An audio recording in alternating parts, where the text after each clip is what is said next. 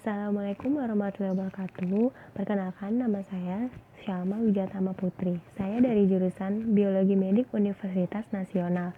Di dalam video kali ini, saya akan menyampaikan tentang korelasi antara organel-organel sel.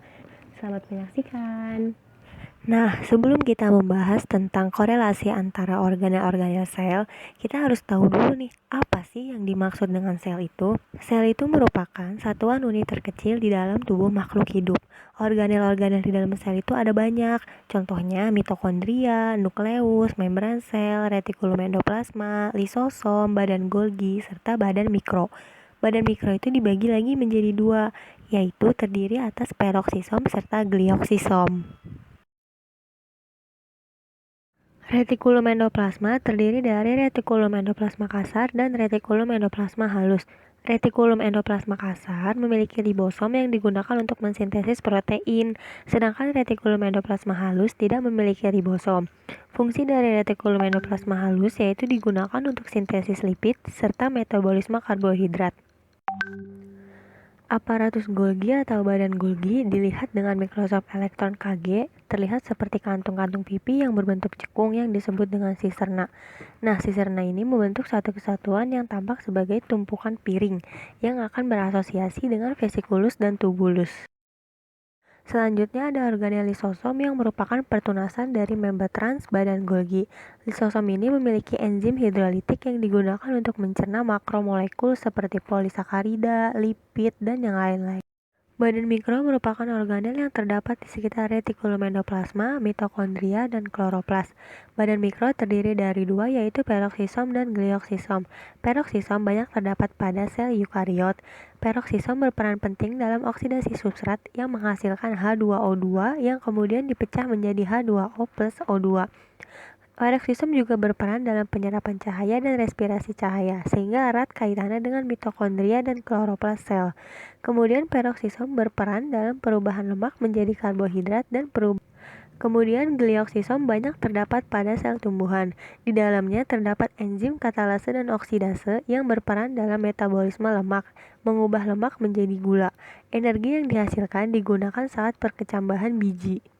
Jenis-jenis peroksisom yaitu peroksisom pada hewan dan peroksisom pada tumbuhan. Peroksisom pada hewan merupakan fungsi penting biosintetik dari pembentukan plasmogen, sedangkan peroksisom pada tumbuhan terdiri dari dua tipe. Tipe pertama yaitu terdapat pada daun peroksisom, dan tipe kedua terdapat pada biji yang berkecambah yang dinamakan glioksisom. Nah, glioksisom ini merupakan peroksisom yang terdapat pada jaringan penyimpan lemak dari biji tumbuhan dan jamur. Glioksisom memiliki enzim glikolat oksidase yang merupakan tempat terjadinya siklus glioksilat. Selanjutnya kita akan mengetahui hubungan antara retikulum endoplasma dan badan Golgi.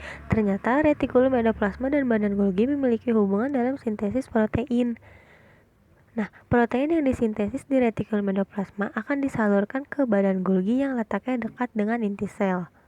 Badan Golgi memiliki fungsi untuk memodifikasi unit glikoprotein dari karbohidrat dan sebagai polisi yang menyortir dan mengarahkan protein sesuai dengan tempatnya. Oleh sebab itu, badan Golgi disebut sebagai jalur sekretori atau organel sekretori. Retikulum endoplasma juga berperan dalam pembentukan badan Golgi. Badan Golgi berasal dari vesikula yang dikirim dari retikulum endoplasma, yang disebut vesikula transisi. Nah, vesikula tersebut bermigrasi dan melebur dengan membran sisterna untuk membentuk badan Golgi. Pembentukan lisosom melibatkan dua cara, yaitu melalui retikulum endoplasma dan melalui badan Golgi. Enzim lisosom merupakan suatu protein yang diproduksi ribosom dan masuk ke dalam retikulum endoplasma. Nah, dari retikulum endoplasma ini, enzim yang dimasukkan ke dalam membran akan dikeluarkan ke sitoplasma menjadi lisosom. Selanjutnya, ada juga enzim yang dimasukkan ke dalam badan Golgi terlebih dahulu. Enzim tersebut dibungkus oleh membran dan dilepaskan di dalam sitoplasma. Nah, ciri khas lisosom ini terdiri dari kurang lebih 50 enzim hidrolitik yang berbeda yang dihasilkan oleh retikulum endoplasma kasar. Cukup sekian video yang bisa saya sampaikan. Nah, ternyata banyak ya hubungan antara organel-organel yang satu dengan yang lainnya itu saling berkaitan.